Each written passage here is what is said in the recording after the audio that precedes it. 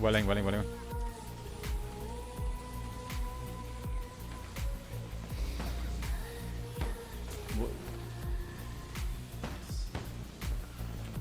Yeah, the big guy, surely. 9-4 here, 9-4 here. Pulling now, pull. Huge pull. CC the pull, CC the pull. He's immune. Wells in 5. Okay, I'm going in. I'm inside. Crossing. Jesus died on the cross. But I didn't. Wells ready.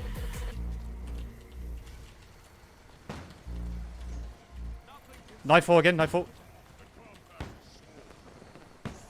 Pull. Oh my god, dude. I'm actually fucking pumping. Boys. Holy dude. Knife 4 here. Welling. Pull.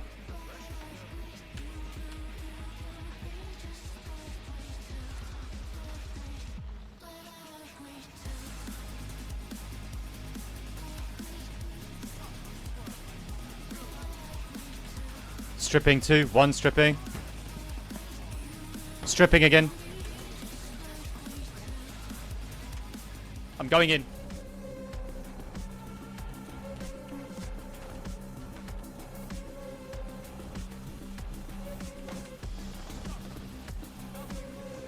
It's big inting, boys. It's big inting. Pulling 2, 1, pull. Look at that pull, boys. Look at that pull.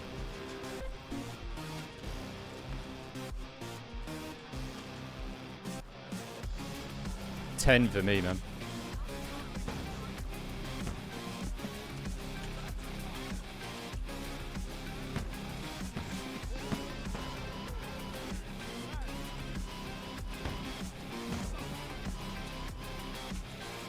So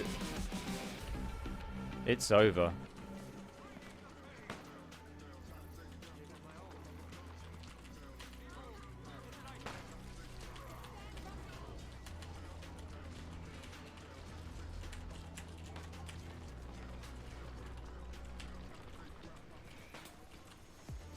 I got pulled. Oh, that transfer, dude, was so big. Pull. Holding.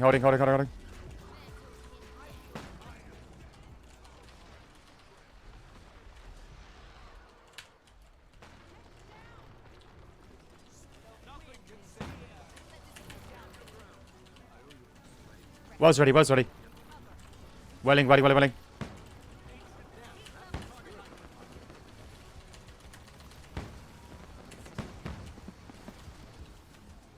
So we played this for about a week. 𝐒𝐑 Reaper, 𝐒𝐔𝐅𝐅𝐄𝐑. It's the final spec to complement the comp. Pretty rough outnumbered playing Reaper. And in 50v50, it's kind of a little bit difficult as well because you have to go into melee and it's very pirate shippy. There's a lot of strips and pulls, there's a lot of damage, and you can't really commit to some pushes sometimes. So, but you can, timing. You can wait a little bit, play a bit more passive, like you would with Spellbreaker.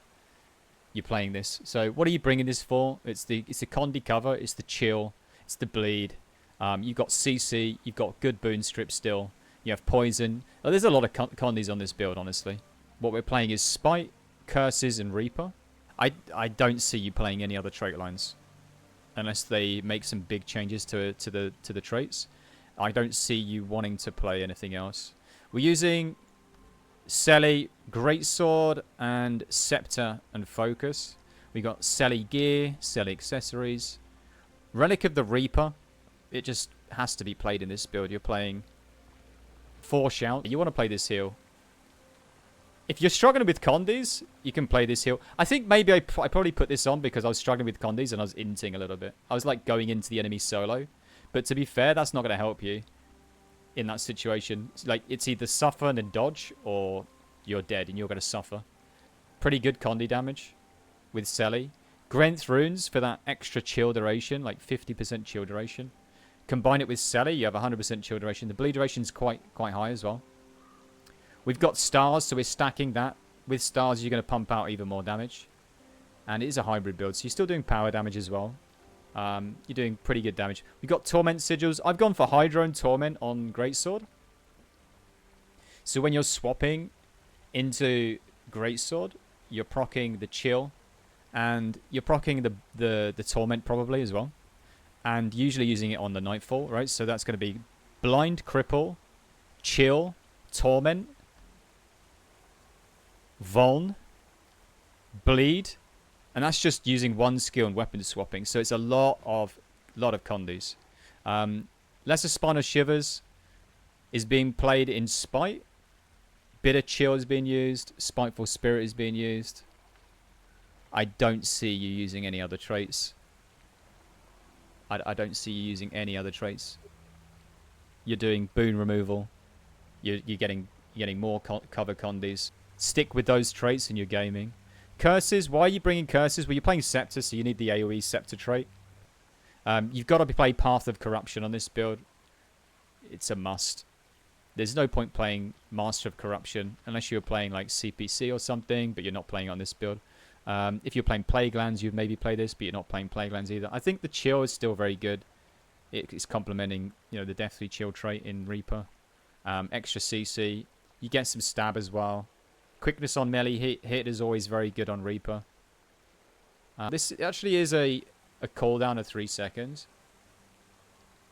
Blinding a target will also apply a chill. I'll just drop this. This is Blind and Cripple. So Blind and Cripple, as you can see, all those condies. See that?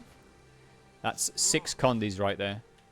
It's huge. And if I weapon swapped into that, I'd get more because I would have procced the Hydro Sigil. So it would have been longer chill and another bleed. So it's very, very strong. Internal cooldown like per target. This fucking build pumps, boys. If people are getting kicked from squads for playing Reaper, I don't know, dude. I don't know what to say. It's very nice. This is a Zerg build like all the builds I'm doing, sort of for large scale. Other minor traits like bleeding on crit, pretty good. Fury you don't really need, but it helps. Crit chance per condition on foe can help as well. Like, you've got pretty high crit chance anyway on this build. 44%.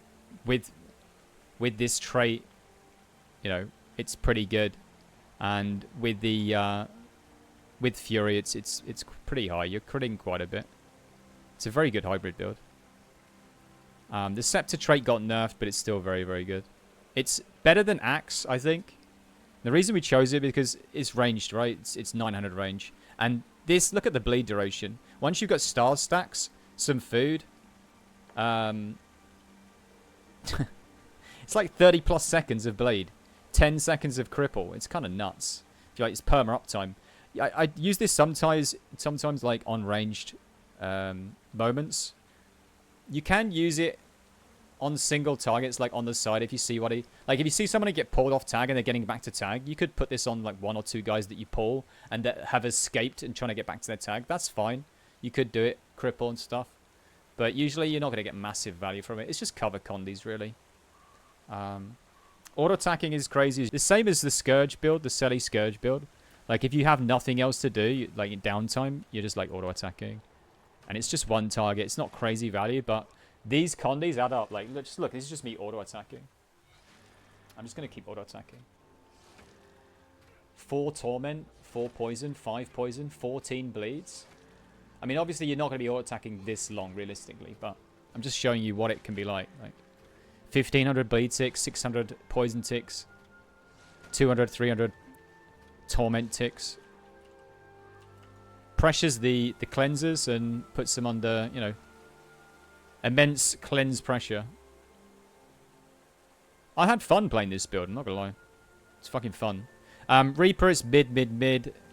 Don't think you're really playing anything else. Like Chilling Nova, Deathly Chill. When you chill, you get Might and Life Force. Like, you can use all your Shroud, no problem. You can say bye-bye to it, and you'll get it back very, very quickly. Like, getting Life Force is not an issue on this build whatsoever. I would normally go through, like, all the skills, like, what gives you Life Force, and go through all the skills and explain to you what they do. But on this occasion, I'm not going to. I suggest, like, watching my other Scourge or whatever builds, Necro builds. But I will explain a few things, like priorities and stuff. We'll go through that. The build has a lot of synergy through the traits and through the gear choice. I think it complements each other very, very well, and it complements the comp, like I said before, giving extra condies and cover condies to hide that big burn damage from your firebrands and hide that immobilize from druids and offhand sword renegades, immobes from chronomancer, immobe from spellbreaker. Yeah. You could play more defensive sigils if you wanted to, like energy sigils if you want to go for that. If you're lacking boon strip in your comp, you could add some boon strip on your, on your weapons. I really wouldn't change the relic or the gear or the runes, but sigils definitely could be changed. Look, you guys want to cook up some build, go for it. I'm suggesting you stick to this build, honestly, and just adapt to how the fights are going with your playstyle rather than gear and weapons and stuff. You have some range skills, but most of it is melee. But there's nothing wrong with you in adapting and playing different builds, right? If you have build templates, like the gear can always be the same. You could literally just play Selly. Honestly, if you don't have Celestial gear, you're not really playing the video game right now. Just get Selly. If anyone's asking me in my YouTube comments, what if you don't have Selly? Well, what if you just go get Selly? But I don't have it. Can you suggest to me what other gear choices I can... No, there is no other choice, guys. You just go and get it. It's so cheap as well. Defenses-wise on this build is your Shroud, your dodges. So, that's going to help. Condi transfer, if you have a lot of Condis on you, that can help you out a massive amount. This can help you out. The Elite.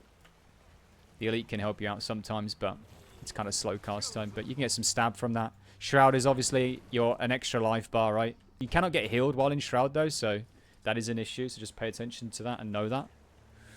What other defenses you've got? Well, doing damage, your positioning, the usual stuff. Staying alive is your main priority. This has okay mobility. It is low mobility, but it's better than some classes like Firebrand. It's better than Firebrand, right? So you have some mobility with Shroud too, but you're mainly using that to hit the enemy. 5 targets. It's a blind. And it's proccing a lot of traits and boom ripping. So you ideally use that. The problem is, though, that should be like your priority skill when you go in Shroud, other than 3. Like 3 is another defensive because it gives you stab, and it gives you some extra damage reduction. So you want to be like going Shroud, pressing 3, and then like pressing 2, but your timing and your knowledge of how the fights are going is the most important thing you should be thinking about when going in Shroud. Is it the right time to go into Shroud? Are you going to get value from it? Are you just going to go in and have to come out of it again and do nothing? Like, sometimes timing is key. So if you go Shroud here, you can press this. You're going to get damage reduction, stability, and then you're going to press 2. Okay, that's your priority. 4 is basically your big poison damage and wall finisher. If you can do that in your own chill field, do it. But honestly, the cast time of 5 is kind of too long most of the time. So pressing 5 and then 4, usually it's not good. It's good for combo field finisher because you're gonna do the chilling bolts, right? And then that's gonna be bleed as well.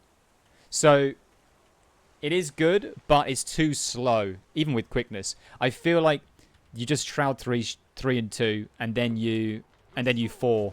And if there's no reason to 4, then don't do it. What are you using 4 for? Well, I mean, it's damage, and it's poison. So if there's down states, you can help cleave, and you can put poison on an enemy, and it stops the enemy from rezzing maybe, or prevents them from rezzing faster than they normally would. So it is pretty good.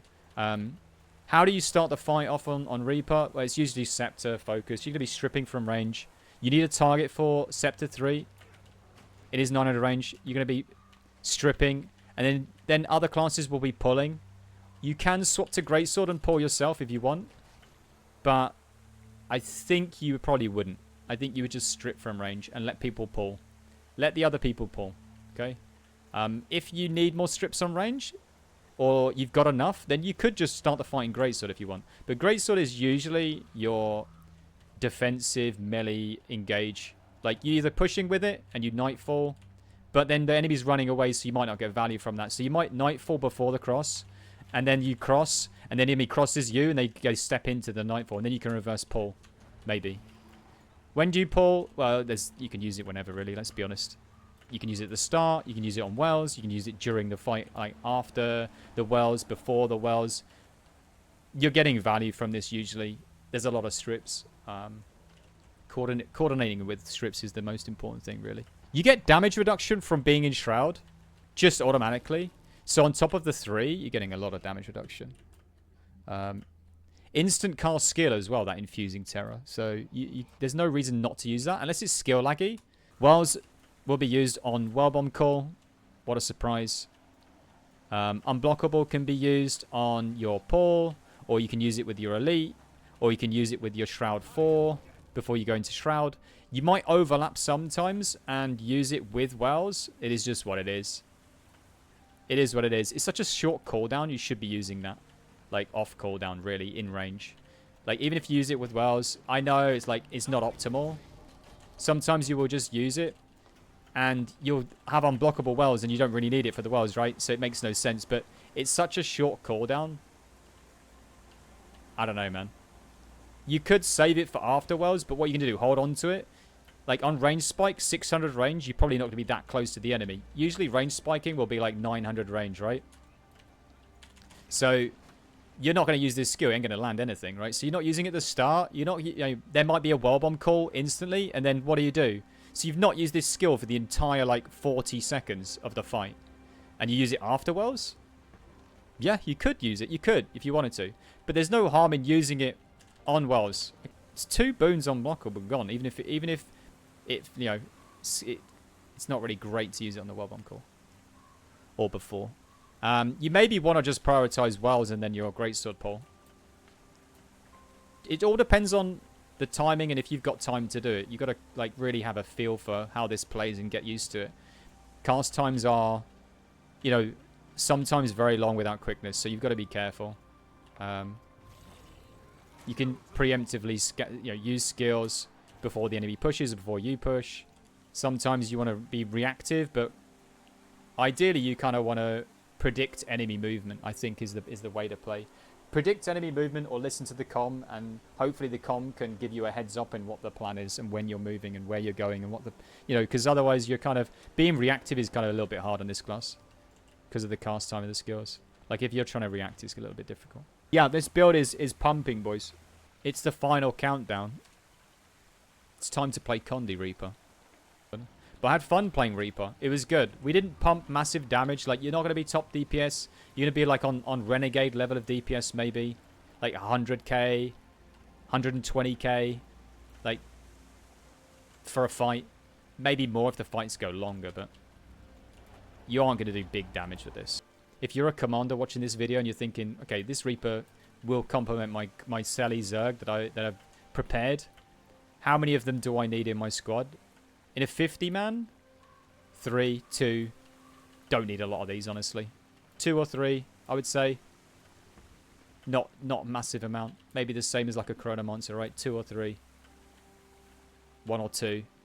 You need a lot of Scourges. You need to prioritize this over Reaper, first of all. But yeah, I see you guys playing Reaper. I see some people playing Reaper. You guys are doing some work. You shouldn't be getting any hate for playing Reaper. I see a lot of people saying Reaper's not meta. NA players, EU players. Reaper is definitely meta. It is definitely meta. It's just you don't want a massive amount of them. We're going to cook a new build on a new class, boys. It's called Ranger. New Ranger build's coming tomorrow. I'm going to be playing some Druid, boys. It's going to be spamming Immobilize like no tomorrow. It's going to be pumping out the Immob more than any other class in the game. You're an Immob machine. Is it better than Spellbreaker? Yeah, it's going to be. I think so. It's going to be easier to play in terms of like landing your skills. Survivability might not be as easy as Spellbreaker, but you're definitely going to have some different way to play the game. More value maybe at range. Thief build when? Well, when the patch comes, Venom Share is coming. Maybe there will be some Thief segue cook. But yeah, if you enjoy the build and you play the build and you want to give me your comments in the video, you want to let me know what you think. If you've got a better Reaper build or Necro build, show it to me and send it to me. Soon we're going to be cooking more Necro builds, but for now, Necro is done. We done the Selly Scourge. We got the support Scourge build. And we've also got now the Selly Reaper build. Go check out the Discord for all the builds. This build will be on my Discord. I'll link it there. There is Dragon Banner builds I want to do. It's going to be fun. I'm going to be sitting in SM with the Dragon Banner permanently.